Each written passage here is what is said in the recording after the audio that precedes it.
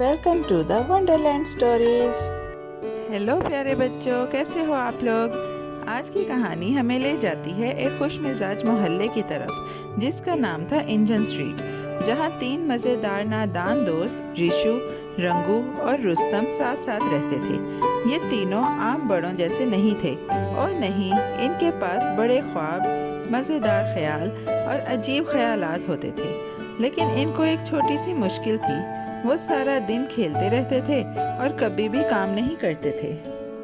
ہر صبح جب پرندے چہچہاتے اور سورج مکھی اپنا منہ سورج کی طرف کرتے، تینوں دوست اپنے کھلونا انجن پکڑتے اور فٹ پاتھ پر چلے جاتے۔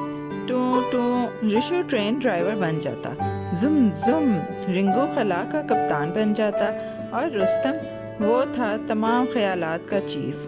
وہ صبح سے شام تک مزے مزے کے کھیل کھیلتے، لیکن جب وہ کھیل رہے ہوتے ان کی بیویاں کھانا پکاتی تھیں، صفائی کرتی تھیں اور سب کچھ سنبھالتی تھیں۔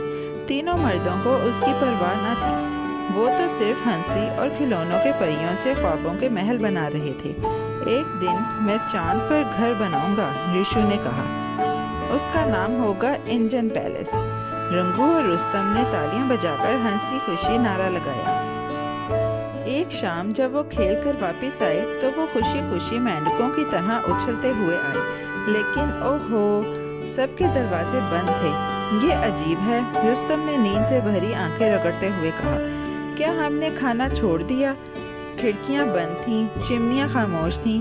ان کی بیویاں ایک خفیہ منصوبے میں گم تھیں، شاید وہ ہمارے بغیر چاند پر چلی گئیں، ریشو نے مذاق کیا۔ پریشان اور ٹھنڈ میں کانپتے ہوئے تینوں فٹ پاتھ پر بیٹھ گئے اپنے کھلونا انجنوں کے ساتھ۔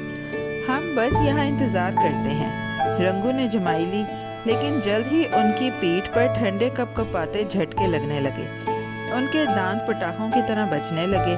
بہت ٹھنڈ ہے، رستم چلایا۔ مجھے اپنا گرم بستر چاہیے، لیکن دروازے نہ کھلے۔ ستارے چمکنے لگے اور ہوا ایک لوری کی طرح گنگنانے لگی۔ اگلی صبح نیند سے بھری آنکھوں کے ساتھ تینوں نے دوبارہ دستک دی، اس بار آہستہ سے۔ پھر بھی کوئی جواب نہ آیا۔ پھر انہوں نے ایک چھوٹا سا نوٹ درخت پر لگا دیکھا۔ پیارے شوہروں، ہم آپ سے محبت کرتے ہیں، لیکن اب وقت آ گیا ہے کہ آپ بڑے بنیں اور ہماری مدد کریں۔ محبت کے ساتھ، آپ کی بیویاں۔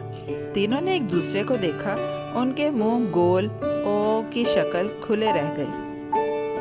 اچانک محلے کا بلا سر وسکرز آہستہ آہستہ چلتے ہوئے آئے اور میاؤں کیا۔ میں تو چوہے پکڑ کر مدد کرتا ہوں، شاید تم تینوں بھی کچھ سیکھ لو۔ تینوں حیران ہو گئے۔ کیا بلے نے ابھی بات کی؟ ریشو نے آہستہ سے کہا۔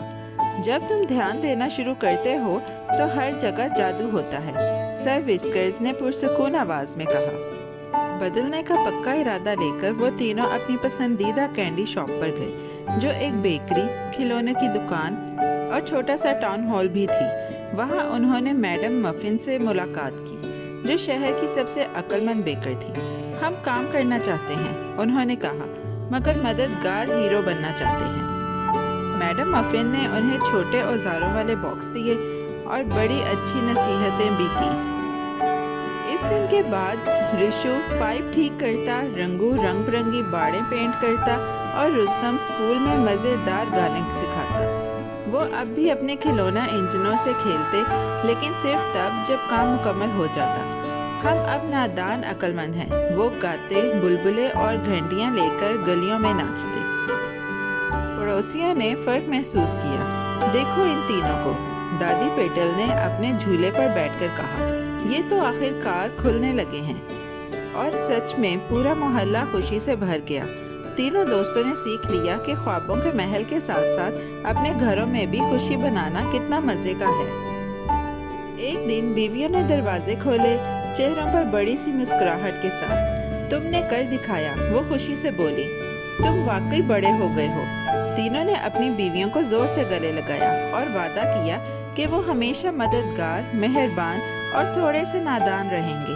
انہوں نے ایک نیا تہوار بھی بنایا جس کا نام تھا مدد کرو دن، جہاں سب لوگ مل کر کام کرتے اور کھیلتے۔